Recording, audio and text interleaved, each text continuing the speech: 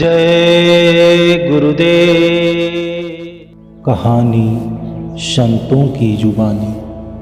सतगुरु विधि के लेख को मिटा सकते हैं। एक बार दसम पातशाही श्री गुरु गोविंद सिंह जी, उनके दरबार को सजाया गया था। वो बैठे थे। कर्मफल के प्रसंग पर पावन प्रवचन हो रहे थे। जिसका जो प्रारब्ध है उसको वो प्राप्त होता है।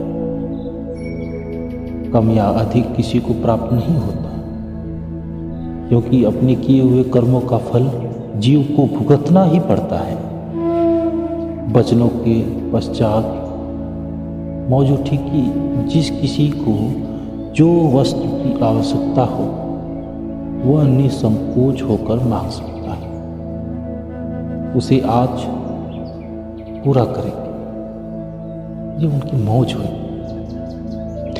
एक श्रद्धालु ने हाथ जोड़कर प्रार्थना की कि प्रभु, मैं बहुत गरीब हूं।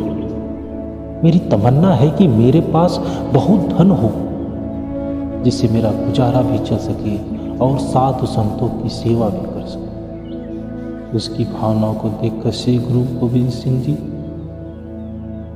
शुभ आशीर्वाद दिया कि तुझे लखपति बनाया। ऐसे ही दूसरे गुरुमुख ने भी मांगा। उसी गुरुमुख मंडली में सत्संग में एक फकीर साहब राह बुलारुद्दीन भी बैठे थे। गुरुदेव ने पूछा कि राह बुलारुद्दीन, आपको भी कुछ आवश्यकता हो तो निसंकोच होकर कहो। उसने हाथ जोड़कर खड़े होकर प्रार्थना की कि प्रभु, मुझे तो किसी भी सांसारिक वस्तु की कामना नहीं है, परंतु मेरे मन में एक संदेह उत्पन्न हो रहा है। अगर आपकी कृपा हो तो मेरा संदेह दूर कर दें। प्रार्थना है कि प्रभु, मैं अभी अभी अपने वचन आपने फरमाए हैं कि प्रारब्ध से कम या अधिक किसी को नहीं मिलता। आपने कर्मों का फल प्रत्येक जीव को भुगतना ही पड़ता है, यह बात कही है।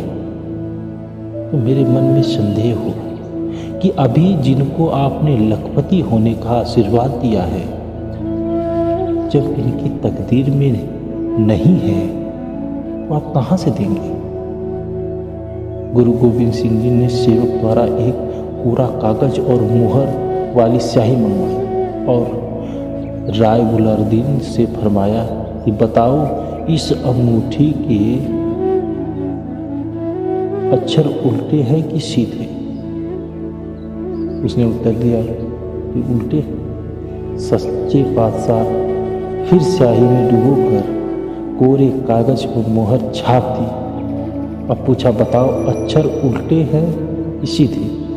उत्तर दिया, महाराज, अब सीधे हो गए।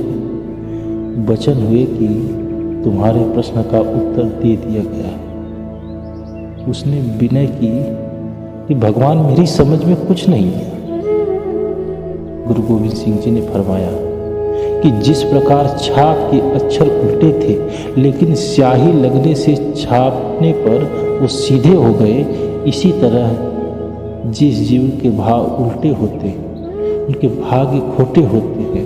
अगर उनके मस्तक पर संत सतगुरु के चरण कमल की छाप लग जाए तो उनके भाग्य सीधे हो जाते। संतों को अधिकार है कि वे लेख या लेखनी को मिटा सकते।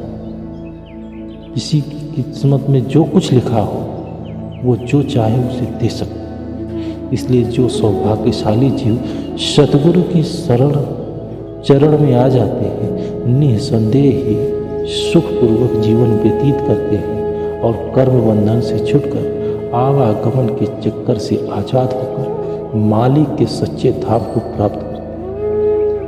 पूर्ण सतगुरु नामदान के दिन से ही हमारी संभाल करने लगते हैं और तब तक संभाल करते रहते हैं जब तक कि हम प्रभु की गोद तक न पहुंच जाए, हम अपने निज धाम तक न पहुंच जाए, हम अपने घर तक न पहुंच जाए।